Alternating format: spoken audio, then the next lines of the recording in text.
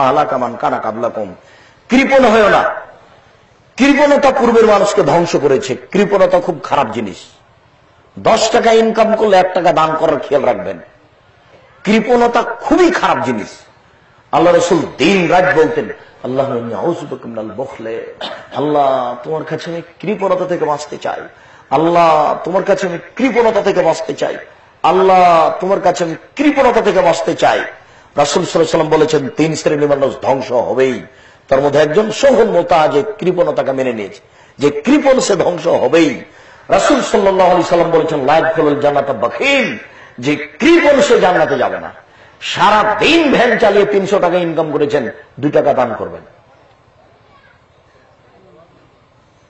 5000 টাকা ইনকাম করেছেন, 50 টাকা দান করবেন। মানে এটা জরুরি মনে করবেন নিজের উপরে।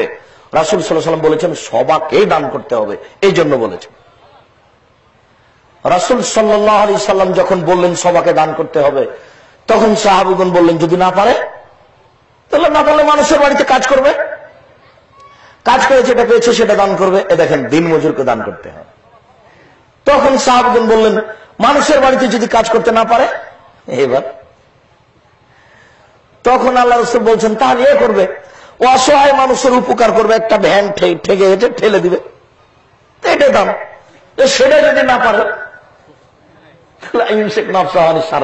তাহলে পাপ করবে না, পাপ করবে না, পাপ থেকে নিজেকে ঠেকে রাখবে, এটাই তার জন্য দান।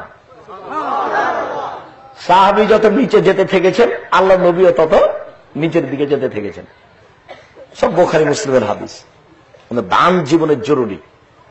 আর এই জন্য দান জরুরি, ইন্না সাদকাতা সিররে তুতফু গাযাবার রাব্বে, গোপনে দান করলে আল্লাহ আপনার উপরে খুব রাগ করে আছেন।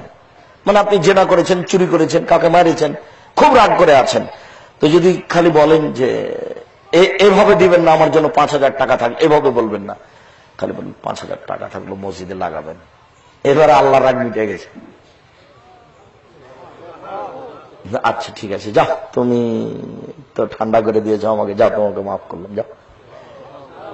তবে জুলুমের মধ্যে নেই, ওটা কঠিন জিনিস, ওটাতে ফেরত দিতে হবে, নাহলে রিক্সাওয়ালাকে এক থাপড় মেরেছে, ওনাকে খুঁজে হাত ধরে ক্ষমা নিতে হবে। রিক্সাওয়ালাকে খুঁজে বের করতে হবে।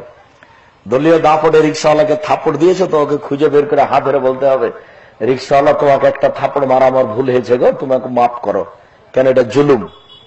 এটা খুব